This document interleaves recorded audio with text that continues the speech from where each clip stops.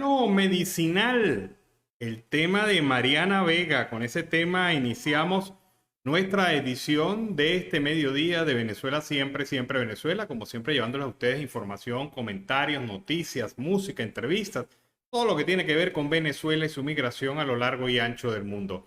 Esto lo hacemos con mucho cariño, con mucho respeto para todos ustedes a través de esta señal y 5 emisoras que se conectan para llevarles a ustedes toda la información de Venezuela, siempre, siempre Venezuela. 4 emisoras en Colombia, una en Aruba, nuestro Facebook Live que nos permite estar en cualquier parte del mundo y también nuestras redes sociales, en nuestra página web y nuestras redes sociales, siempre Venezuela, que nos permite llegar también hasta donde usted quiera, en el momento que usted quiera y como usted quiera. Si quiere ver todo el programa completo, lo puede ver completo. Si quiere ver una porción del programa, si quiere ver las entrevistas, si quiere ver algún comentario particular, como usted quiera. Está el menú servido para que usted escoja cómo llevarse esa porción de Venezuela siempre, siempre Venezuela. Este es un trabajo que no es de uno solo. Este es un equipo. En la producción está Vanessa Chacón, Camilo García, en redes sociales y apoyo técnico. También en este momento Alex Meneses y nos acompañan desde la voz del río Arauca, Roberto Alessi Rojas, que también en los controles nos permite amplificar la señal en esa zona de la frontera binacional. Empezamos con información, pero primero vamos a saludar a Carlos Uzcategui el Miura, que siempre se incorpora para este mediodía tropical que le llevamos a ustedes a través de este programa. Muy buenas tardes, Carlos, ¿cómo estás? Excelente, Alan. Muy buenos días. Espero que estés bien. Y por supuesto al equipo de producción y a nuestra audiencia, que es el invitado especial en el programa Siempre Venezuela Radio. Como lo dijiste tú, con una buena tarde tropical, pero lluviosa a esta hora. Carlos, yo quería abrir conversando sobre el tema del ELN, estas conversaciones, diálogos de paz, que son aparentemente entre Colombia y el Ejército de Liberación Nacional, el grupo guerrillero perteneciente a este país, pero que nos impacta directamente para algunos en 8 estados de Venezuela, para otros en 12 estados, para otros en 18 estados. Es decir, a pesar de que sea un solo estado, la presencia de grupos irregulares en territorio venezolano es totalmente inaceptable y habla muy mal del tema de la seguridad y defensa nacional en manos de la Fuerza Armada que tenemos. Venezuela se convirtió, fíjate esta nota, en el centro del Ejército de Liberación Nacional, con la llegada de Gustavo Aníbal Giraldo, alias Pablito, al país, jefe del Frente de Guerrilla Oriental, el frente más rico de este grupo guerrillero. Pablito se instaló en el estado Apure a finales de 2009, luego de escapar de sus guardias penitenciarios que preparaban su traslado de Arauca a Bogotá. Las guerrillas colombo-venezolanas, la migración de la guerra entre desde Colombia hacia Venezuela, es una investigación elaborada por la organización Inside Crime, una ONG dedicada al estudio del crimen organizado y que señala que el 40% de las operaciones que actualmente realiza el ELN las realiza en Venezuela. ¿Qué te parece eso, Carlos? Bueno, Alan, te voy a dar una respuesta. Tal como tú lo dices, Alcin Prime ha venido suscitando desde hace ya un tiempo algunas denuncias muy formales y muy certeras sobre el tema del ELN en territorio venezolano. La respuesta puntual sería: ¿qué hace el gobierno de Venezuela? ¿Qué hace el ministro de la Defensa? ¿Qué hace el generalato que hay en la frontera binacional? ¿Y qué hace el ministro de Relaciones Exteriores?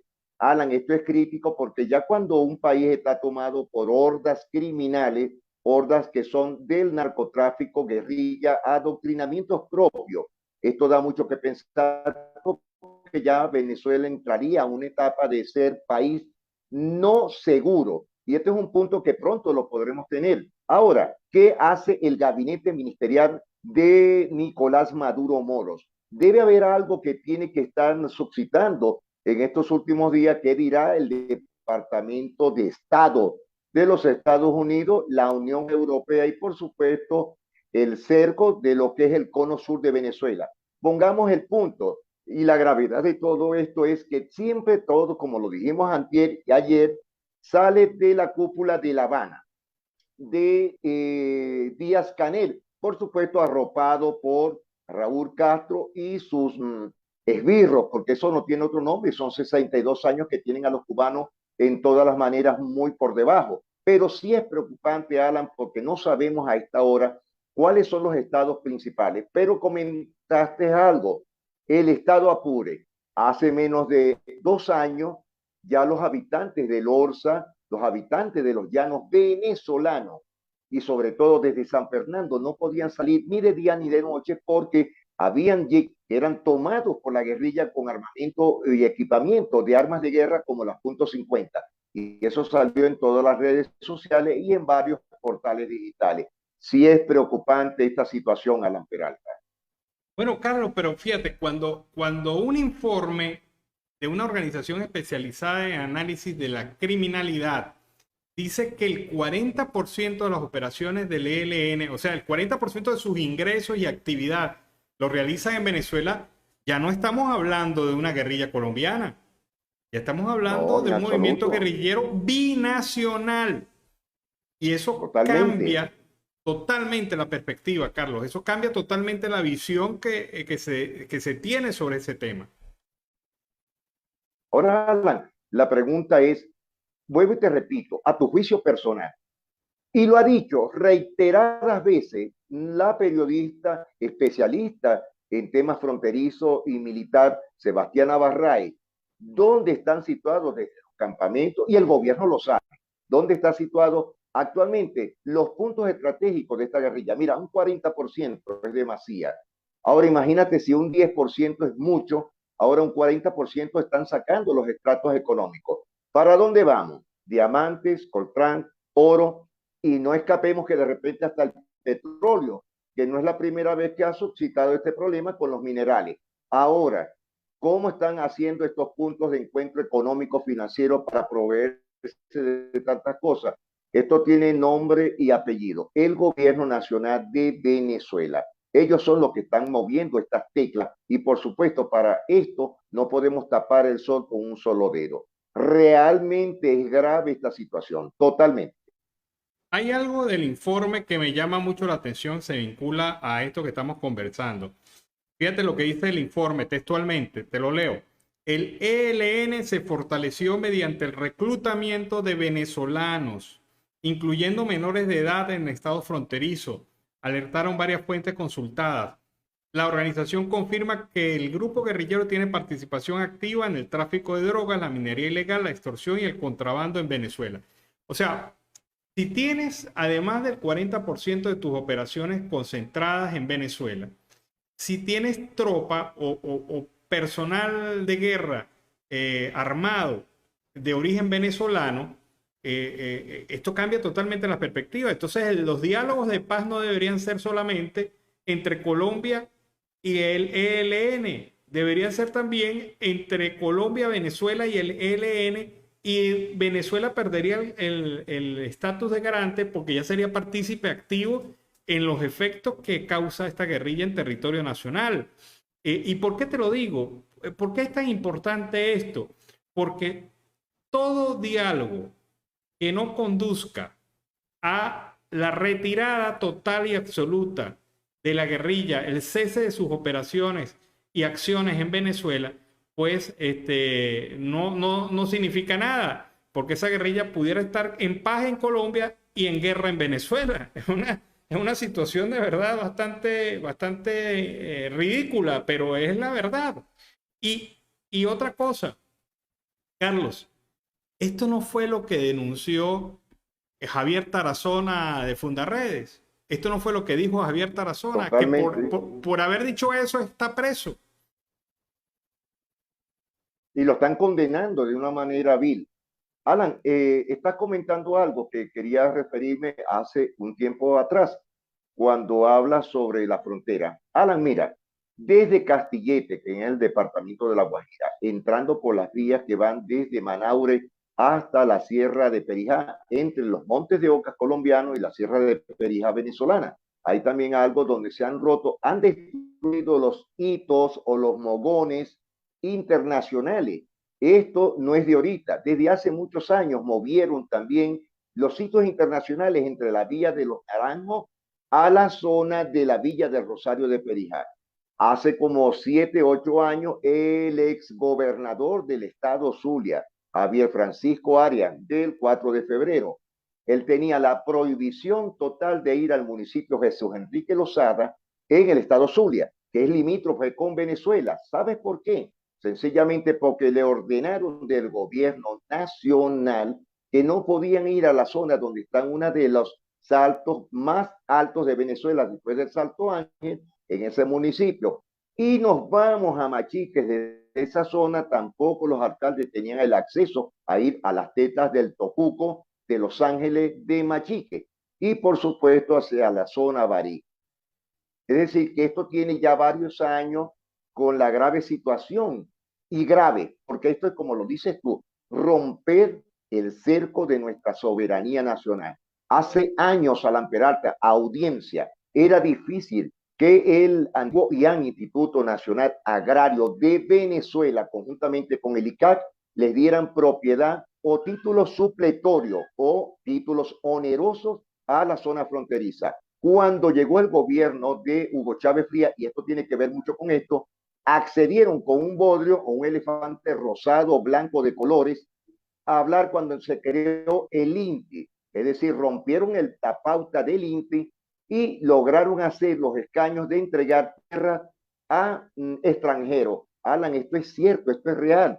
Y esto lo sabe, o lo que quedó, si es que existe aún todavía algunas fotometrías del MAC, porque el último vuelo fotoaerogramétrico que se hizo en la frontera colombo-venezolana fue en el año 1986, y todos esos planos topográficos o cartografía limítrofe se perdieron con la quema de algunos como Fontur, Mindur, el MAX y, por cierto, el IAN. Votaron todo para ellos crear una inconsciencia dentro de los límites venezolanos en la frontera colombo-venezolana, que está donde está el norte de Santander, parte de la Arauca y, por cierto, lo que es el estado Zulia. Pero esto es más grave aún, porque esto sigue cortando más leña. Pero tal como se dice, algo debe pasar, algo debe estar en este momento en la cartelera de ellos. ¿Qué pasará con esta situación? El ELN, un grupo subversivo fuerte dentro de Colombia, le están dando cabida, pero ¿qué pasa con los niños sagrados del régimen de Nicolás Maduro, que es la FARC? Hablar de este tema es algo delicado, pero tenemos que ver los puntos, porque entre el ELN y la FARC, tanto en Colombia como en Venezuela, no se pueden ver. Ese punto hay que enfocarlo, ponerle la lupa y ver hasta qué grado de peligrosidad está actualmente en territorio venezolano. Carlos, cambiemos de tercio. No vas a creer esto, esto es increíble, esto es, como dice un personaje de una serie de televisión, esto es insólito. Mira, el 1 de octubre, recordemos, fue liberado y devuelto a los Estados Unidos en el famoso canje el señor Matthew Heath, norteamericano, quien estaba sometido a juicio aquí en Venezuela. A él se le acusaba, conjuntamente con otra serie con otros 7 venezolanos, de delitos como terrorismo, además de asociación para delinquir, delitos también de traición a la patria en el caso de un militar. Es decir, el mismo PAC que preparan, el PAC judicial que preparan para meter presa a la gente. Tenían incluso que generar toda una serie de aliados o cómplices necesarios para que a Matthew Heath, el norteamericano, se le acusara del delito de espionaje. Y este caso en los tribunales se llama el caso del espía americano. El señor Matthew Heath fue liberado, se fue y nunca se le pudo demostrar realmente alguna vinculación con espionaje, mucho menos con terrorismo, mucho menos con acciones de carácter ilegal o algún tipo de situación. Pero el señor Heath se fue, pero quedaron 7 venezolanos enganchados en este caso.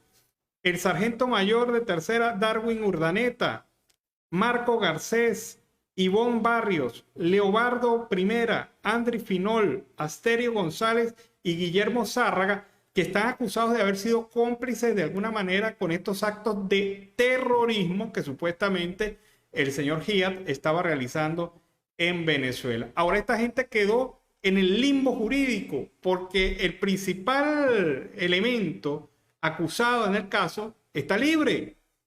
Fíjate qué cosa tan increíble. Bueno, acuérdate de algo, Alan Peralta y audiencia. Él es el catirito de los Estados Unidos. Los otros son los morenitos, los negritos, los mestizos. Y por supuesto que ellos son parte también culpable de esta situación. Pero para nadie es un secreto. El papagayo, la petaca o el volantín se les enredó parte de parte y tuvieron que haber hecho, por supuesto, una negociación por debajo de mesa para poder sacar a este personaje estadounidense. Y por supuesto,